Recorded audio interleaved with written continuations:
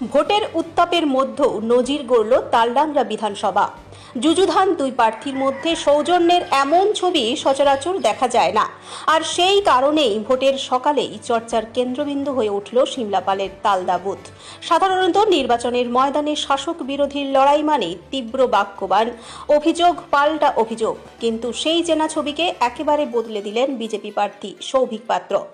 বয়সে ছোট হওয়ায় তিনি তৃণমূল কংগ্রেস প্রার্থী ফাল্গুনী সিংহবাবুর পায়ে হাত দিয়ে প্রণাম করেন। মুহূর্তেই সেই দৃশ্য ধরা পড়ে উপস্থিত ভোটার ও কর্মীদের চোখে এবং ছড়িয়ে পড়ে এলাকা জুড়ে আলোচনার ঝড়। তালডাংরা বিধানসভায় তালদা বুথে ঘটে যাওয়া এই ঘটনায় রাজনৈতিক মহলেও শুরু হয়েছে জোর আলোচনা। বিজেপি প্রার্থী সৌভিক পাত্র জানান তাদের দল সৌজন্যের রাজনীতিতে বিশ্বাস করে, আর সেই মানসিকতা থেকেই তার এই আচরণ। অন্যদিকে তৃণমূল প্রার্থী ফাল্গুনী সিংহবাবু হালকা কটাক্ষের সুরে বলেন, সৌভিক ভালো ছেলে, তবে ভুল দল বেছে নিয়েছে। ভোটের দিনে এমন মানবিক ও সৌজন্যমূলক আচরণ এক অন্য বার্তা দিল। রাজনীতির লড়াই থাকলেও পারস্পরিক সম্মান এখনো বেঁচে আছে।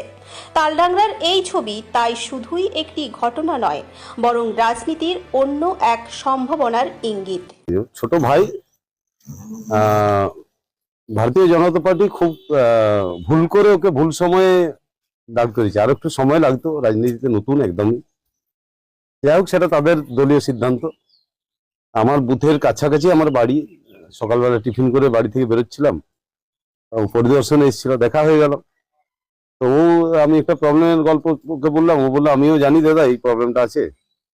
আমি বললাম জানাও, পাবলিক তো ভোট দেবে, তাদেরকে তো ভোট দেওয়ার ব্যবস্থা। এটা তো আমাদের বাঙালি রীতি। বয়সে বড় যারা, তাদেরকে দেখা হলে পায়ে হাত দিয়ে প্রণাম করা একটা সৌজন্য তো থাকেই, আমরা তো এটা মানি। দাদা, অন্যান্য কেন্দ্রে যেমন দেখা যায় যে শাসক দলের প্রার্থী এবং বিরোধী দলের প্রার্থীর মধ্যে তীব্র একটা বাগদ্বন্দ্ব চলে, সেখানে একটা না, তালডাংরার চিত্রটা একটু আলাদা। কিছু মাতাল রাতের বেলা অন্ধকারে পোস্টার ছেঁড়াছিড়ি, গন্ডগোল ঝামেলা করানোর চেষ্টা করছে। যারা শিক্ষিত মানুষ, সব দলে শিক্ষিত মানুষ তো আছেন, কোনো দলে কম কোনো দলে বেশি। তো যারা শিক্ষিত মানুষ তাদের তো বোধ বুদ্ধি হারালে চলবে না। মাতালে মাতলামি করুক, সেটা আটকানোর জন্য পুলিশ আছে, প্রশাসন আছে। আমরা শিক্ষিত মানুষ, গণতন্ত্র প্রেমী মানুষ। আজকে গণতন্ত্রের সর্ববৃহৎ উৎসব।